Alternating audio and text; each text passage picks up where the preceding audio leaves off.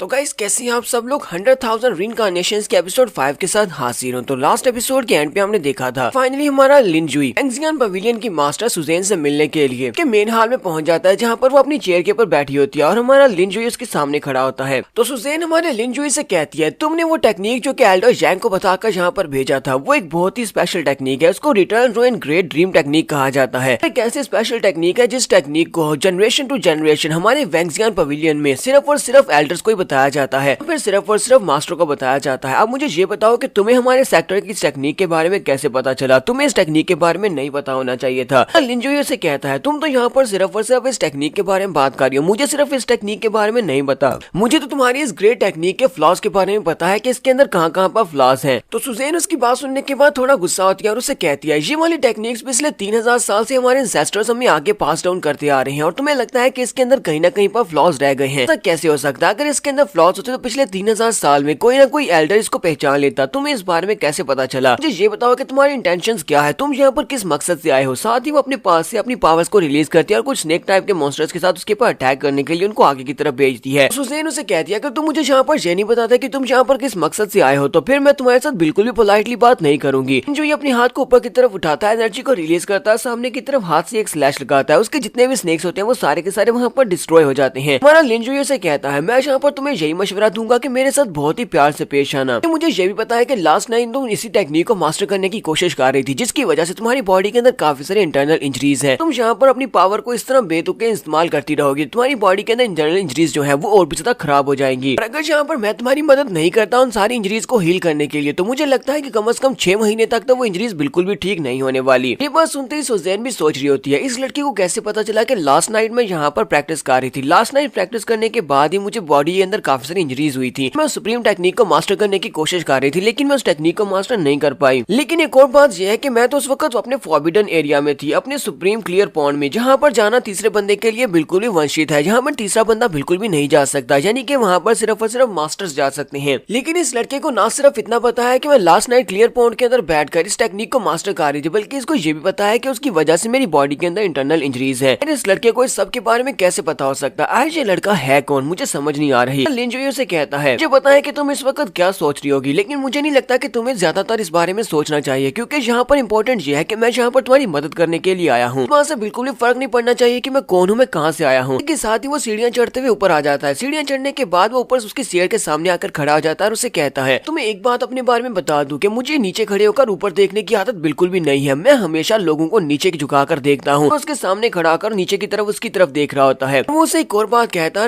है, दोबारा मुझे कभी भी डराने की कोशिश मत करना, क्योंकि मैं किसी की धमकियों से बिल्कुल भी नहीं डरने वाला। लिनजुई कहता है, मुझे तुम्हारे सारे सीक्रेट्स के बारे में पता है, मुझे एक और बात भी पता है कि इस वक्त तुम्हें दो चीजें बहुत ज्यादा परेशान कर रही हैं। लिनजुई क्योंकि उसके बहुत ज्यादा करीब खड़ा होता है, इसी वजह से उसकी बॉडी के अंदर से उसकी की पावर रिलीज हो रही होती है। सुजेन भी सोच रही होती है, ऐसा कैसे हो सकता है? ये लड़का तो मॉर्टल ड्राम के फर्स्ट लेवल पर है, मेरे सामने खड़े होकर इसका प्रेशर इतना ज्यादा रिलीज हो रहा है कि मेरी सांस बंद हो रही है। हमारा लिनजुई से बताता है कि वो दो बातें कौन सी हैं। वो उसे कहता है, मुझे ये बात तो पता है कि डीमन सी लैंड और उसके साथ साथ रेड ह्यूमन पवेलियन दोनों ने आपस में हाथ मिला लिए हैं, की वजह से वैंगजियान क्लैन के ऊपर और बहुत बड़ा खतरा आ चुका है, क्योंकि वो दोनों अगर आपस में मिल जाएं तो वैंगजियान क्लैन वालों को बड़ी आसानी से वो हरा सकते हैं। तुम्हारा वैंगजियान क्लैन कभी भी इन दोनों क्लैंस में से किसी एक का हिस्सा नहीं बनना चाहेगा, तुम हमेशा से इंडिपेंडेंट रहना चाहते थे। फिर साथ ही हमारा लिनजुई से कहता है, और दूसरी बात यह है तुम्हारी कल्टीवेशन लेवल, तुम एक लंबे अरसे से अपनी कल्टीवेशन लेवल में फंसी हुई हो, तुम रीइंकार्नेशन के लास्ट स्टेप के ऊपर फंसी हुई हो, लेकिन तुम दूसरी ट्रांसेंडेंट ड्राम में अपने आप को ब्रेक थ्रू नहीं करवा पा रही। चाहे कितने साल गुजर चुके हैं लेकिन तुम ऐसा नहीं कर पा रही। तुम्हारी इस खामी के बारे में पता है, मुझे ये भी पता है कि तुम कैसे ब्रेक थ्रू कर पाओगी, इसी वजह से मैं तुम्हारी इस खामी को दूर कर सकता हूँ। लिनजुई यहाँ पर उसके सामने अपनी डील रखता है। वो उसे कहता है कि तुम यहाँ पर मुझसे वादा करो कि तुम मेरी डील को एक्सेप्ट करोगी, तो उस डील के मुताबिक मैं तुम्हारी मदद करूंगा और तुम्हें मेरी मदद करना होगी। तो सुजेन उसे कहती है, अच्छा फिर ठीक है, मुझे बताओ कि तुम्हें मुझसे क्या चाहिए। और साथ ही वो सोच रही होती है, इस लड़की को मेरी कल्टीवेशन के बारे में पता है कि मेरी कल्टीवेशन टॉप लेवल पर फंसी हुई है और मैं अगले लेवल में लेवल अप नहीं कर पा रही। ये लड़का है कौन जिसे मेरे सेक्टर के इतने ज्यादा सीक्रेट्स के बारे में पता है? तुम्हारा लिनजुई से कहता है, मेरी डील बहुत ज्यादा आसान है, मुझे तुम्हारी सेक्टर का सुप्रीम क्लियर पॉइंट चाहिए ताकि मैं वहाँ पर बैठकर कल्टीवेट कर सकूं। ये बहुत ज्यादा आसान है। तो सेक्टर मास्टर सुजेन उसकी डील को एक्सेप्ट कर लेती है। यहीं से नेक्स्ट सीन हमें दूसरे मास्टर का दिखाया जाता है। मास्टर जानजू का सीन दिखाया जाता है। जानजू को जब पता चलता है कि उसके बेटे का एक बाजू कट चुका है, तो उसका बेटा जब उसके पास वापस आता है तो बहुत ज्यादा गुस्सा हो जाते हैं और चिल्लाकर कहते हैं, कैसे हो गया? उसके सामने वो दोनों गार्ड्स होते हैं जो कि उसके साथ गए थे। वो उनसे कहते हैं, क्या तुम लोग मेरे बेटे को प्रोटेक्ट भी नहीं कर सके? दोनों से कहते हैं, सीनियर जानजू प्लीज हमें माफ कर दे, हम वाकई में मरना डिजर्व करते हैं। लेकिन असल में वो बंदा बहुत ज्यादा पावरफुल था। लेकिन हमें उस लड़के के बारे में न्यूज मिल चुकी है, हमें पता है कि इस वक्त वो कहाँ पर है। इस वक्त वो हमारी सेक्टर मास्टर सुजैन से मिलने के लिए मेन हॉल में मौजूद है। जैसे वो वहाँ से बाहर निकलेगा, हम अपने लोगों को वहाँ पर भेजने वाले हैं और उसे मार डालेंगे। बेटे के बाजू के कटने का बदला हम उसे लेकर रहेंगे। ये बात सुनते ही एल्डर जानजू और भी ज्यादा गुस्सा हो जाते हैं और कहते हैं क्या वो बंदा वहाँ पर उस मेन हॉल में चला गया? अच्छा ठीक है, तुम लोग दफा हो जाओ, मैं तुम्हारी शक्ल नहीं देखना चाहता। तो वो दोनों ही गार्ड्स बहुत ज्यादा खुश हो जाते हैं और उसे कहते हैं मास्टर आपका बहुत बहुत शुक्रिया जो आपने हमारी जान बख्श दी। और वो उठकर वहाँ से जाने लगते हैं। जैसे वो थोड़ा सा आगे बढ़ते हैं उसी वक्त मास्टर जानजू वहीं पर खड़े खड़े अपनी आइस पावर्स को रिलीज करते हैं। वो अपनी आइस पावर्स को रिलीज करते हुए दोनों के ऊपर अटैक कर देते हैं। उन दोनों को भी समझ आ जाती है कि एल्डर ने उन्हें छोड़ा नहीं है। वो उसे गाली देते हुए कहते हैं कमीने कहीं के, तुमने यहाँ पर हमें धोखा दिया है। लेकिन अब तो देर हो चुकी है। ग्राउंड के ऊपर से आइस उनकी बॉडी के अंदर फैल जाती है और वो वहीं पर पूरे के पूरे आइस क्रिस्टल में तब्दील हो जाते हैं। मास्टर जानजू उन दोनों को आइस क्रिस्टल बनाने के बाद कहते हैं तुम्हारे जैसे कुत्तों का क्या फायदा जो कि अपने ही मालिक की रक्षा नहीं कर सकते, तो तुम लोग बिल्कुल बेकार हो। तो ऐसे कुत्तों को मार दिया जाता है और वो आगे बढ़ते हैं और अपनी पावर्स को रिलीज करते हुए दोनों क्रिस्टल स्टैचूज के ऊपर जाकर अटैक करने वाले हैं। और उन दोनों के ऊपर अटैक करने के बाद वो उन दोनों की बॉडीज को वहीं पर टुकड़े टुकड़े कर देते हैं। यहाँ पर उसने उन दोनों गार्ड्स को मार दिया है तो उसका बेटा भी वहीं पर खड़ा होता है। उसका बेटा उसे कहता है डैड उस बंदे ने कहा था कि वो डीमन लैंड से आया हुआ है कैनवॉय है, क्या आपको भी लगता है कि वो कैनवॉय नहीं है, यानी कि वो डीमन लैंड से आया हुआ मैसेंजर नहीं है? डैड उसे कहते हैं बेवकूफ लड़के कहीं के, मैंने तुम्हें कितनी बार कहा है कि अपनी बेवकूफों वाली हरकतें छोड़ दो। तो डीमन लैंड से आया हुआ एनवॉय होगा, वो इनविजिबल होगा, यानी कि वो यहाँ पर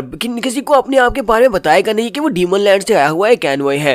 और वो इतना ज्यादा पावरफुल होगा कि मैं भी उससे डरूंगा। लेकिन तुम जहाँ पर जिस बारे में बता रहे हो कि वो सिर्फ और सिर्फ मोर्टल राम का एक एक्सपर्ट था, तुम्हें क्या लगता है कि मोर्टल राम का कोई एक्सपर्ट डीमन लैंड से आया हुआ कोई एक्सपर्ट हो सकता है? फिर साथ ही वो अपने बेटे से कहती है लेकिन तुम्हें ज्यादा परेशान होने की जरूरत नहीं है, उसने तुम्हारे साथ जो कुछ भी किया इस बात का बदला मैं लेकर रहूंगा। तब तक वो लड़का हॉन्गमैंग कॉन्टिनेंट के ऊपर रहेगा, तब तक वो मेरे हाथ से नहीं बच सकता। मैं उसे ढूंढूंगा, ढूंढ कर उसे मार डालूंगा। सीटू जॉय भी वहाँ पर जोर जोर से रोना शुरू कर देता है और अपने फादर से कहता है फादर प्लीज आपको मेरा बदला लेना होगा, उसने मेरे साथ बहुत ही बुरा किया है। कहीं से नेक्स्ट सीन फिर से हमें मेन हॉल का दिखाया जाता है। तो हमारा लिन जुई सुजैन के सामने खड़ा होता है। सुजैन उसकी रिक्वेस्ट को एक्सेप्ट कर लेती है। वो कहती है ठीक है मुझे तुम्हारी डील मंजूर है। साथ ही वो कहती है लेकिन तुम्हें पता है कि सुप्रीम क्लियर पॉइंट वो हमारा फॉरबिडन एरिया है, वहाँ पर कोई भी ऐसे एंटर नहीं हो सकता। मैं और मेरी छोटी बहन जो कि लिटिल सेंटेंस है जी, उसके अलावा यहाँ पर कोई भी नहीं जा सकता। इसी वजह से मुझे यहाँ पर तुम्हें एक टाइटल देना होगा, मुझे तुम्हारी आइडेंटिटी को चेंज करना होगा। फिलहाल के लिए मैं अपने सेक्टर का तुम्हें सेंट किंग बनाती हूँ। सेंट किंग की आइडेंटिटी तुम्हें मिलेगी जब हम दोनों की डील पूरी हो जाएगी, उसके बाद हम तुम्हारी आइडेंटिटी तुमसे वापस ले लेंगे। लिन जुई से कहता है ठीक है हम दोनों में डील हो गई, मैं सुप्रीम क्लियर पॉइंट में तुम रात के वक्त तुमसे मिलूंगा, तुम्हें भी वहाँ पर आना होगा, वहाँ पर मैं तुम्हारी मदद करूंगा तुम्हारी कल्टीवेशन को बढ़ाने में, साथ ही मैं तुम्हें हील भी करूंगा। तो उसे कहती है तो अभी हम लोग वहाँ पर क्यों नहीं जा सकते, रात के वक्त क्यों आना है? लिन जुई से कहता है क्योंकि फिलहाल के लिए यहाँ पर एक और बड़ा मसला है जिसको हमें निपटना है, क्योंकि उसी वक्त उन्हें बाहर से आवाज आ रही होती है क्योंकि एल्डर जानजू वहाँ पर पहुंच रहे होते हैं। हमारा लिन जुई से कहता है तो फिलहाल के लिए यहाँ पर एक मसला है जिसे सुलझाना है, तुम्हारे दरवाजे के पर मुश्किल आ चुकी है। एल्डर जानजू वहाँ पर पहुंचते हैं और कहते हैं कि मैं यहाँ पर आने में लेट हो गया, क्या मैंने यहाँ पर कुछ इंपॉर्टेंट बातें मिस कर दी हैं? तो सुजैन उसे कहती है एल्डर जानजू आप इस वक्त यहाँ पर क्या कर रहे हैं? एल्डर जानजू वहाँ पर आते हैं, उनको पहले रिस्पेक्ट देते हैं क्योंकि वो उनकी सेक्टर की चीफ है, इसी वजह से। फिर साथ ही वो से कहते हैं मैंने सुना है कि हमारी लिटिल सेंटर्स को किसी ने किडनैप कर लिया था, लास्ट नाइट किसी ने उसे किडनैप किया था और उसके बाद सुबह के वक्त एल्डर ग्लैंग उसको बचाने के लिए गई थी और उसको बचाकर वहाँ से वापस ले आई है। क्या ये बात वाकई में सच है? तो सुजैन उसे कहती है हाँ ये बात वाकई में सच है। एल्डर जानजू सच आपने कहा कि हमारी लिटिल सेंटर्स को किसी ने किडनैप कर लिया था और उसके बाद एल्डर जैंग उसे बचाकर लेकर आई है। फिर साथ ही एल्डर जानजू की नजर हमारे लिन जुई के ऊपर पड़ती है। वो लिन की तरफ देखते हैं और सोच रहे होते हैं ये तो वाकई में मोर्टल राम का एक एक्सपर्ट है, यानी कि जितना भी स्ट्रॉन्ग नहीं है। हमारा लिन जुई भी उसे वहाँ पर हेलो बोलता है। जैसे वो उसे हेलो बोलता है तो एल्डर बहुत ज्यादा गुस्सा हो जाते हैं और गुस्सा होने के बाद वो जल्दी से लिन के ऊपर अटैक करने के लिए आगे बढ़ते हैं और कहते हैं मैंने सुना है कि यही वो लड़का है जिसने हमारी फेरी को किडनैप किया था, तो मैं इसको बिल्कुल भी नहीं छोड़ने वाला, मैं इसको सजा देता हूँ। और वो बड़ी स्पीड से हमारे लिन जुई के ऊपर अटैक करने के लिए आगे बढ़े होते हैं। अपने हाथ के ऊपर अपनी आइस के कवच को भी चढ़ा लिया होता है और अपनी आइस पावर को रिलीज करते हुए जैसे उसे मारने के लिए उसके करीब पहुंचते हैं, उसी वक्त हमारा लिन उनके सामने से गायब हो जाता है। लिन उनके सामने से गायब होने के बाद उसके पीछे वाली साइड पर पहुंच जाता है और अपनी उंगली को उसके सर के ऊपर रखता है और कहता है मैंने तो ऐसा बिल्कुल भी नहीं सोचा था कि एल्डर जानजू मुझे देखते ही यहाँ पर इतने ज्यादा उतावले हो जाएंगे कि मुझे गले मिलने के लिए इतनी स्पीड से आगे बढ़ेंगे। अफसोस की बात यह है कि मैं फिलहाल के लिए आपको गले से नहीं लगा सकता, अगर आप चाहें तो मैं अपनी उंगली को यूज कर सकता हूँ। एल्डर जानजू बेचारा बहुत ज्यादा घबरा जाता है और कहता है ऐसा कैसे हो सकता है, ये इतनी स्पीड के साथ मेरे पीछे कैसे पहुंच गया, ये तो सिर्फ एक मोर्टल राम का एक्सपर्ट है, फिर इसकी स्पीड मुझसे भी ज्यादा कैसे हो सकती है? कि अगर मैंने यहाँ पर थोड़ी सी गलती की तो ये अपनी उंगली के अंदर से एनर्जी को रिलीज करेगा और मेरा सर उड़ा देगा। सुजैन भी एल्डर जानजू से कहती है एल्डर जानजू आपकी इस बात का क्या मतलब है, आपने इस लड़के के ऊपर अटैक क्यों किया है? जानजू से कहता है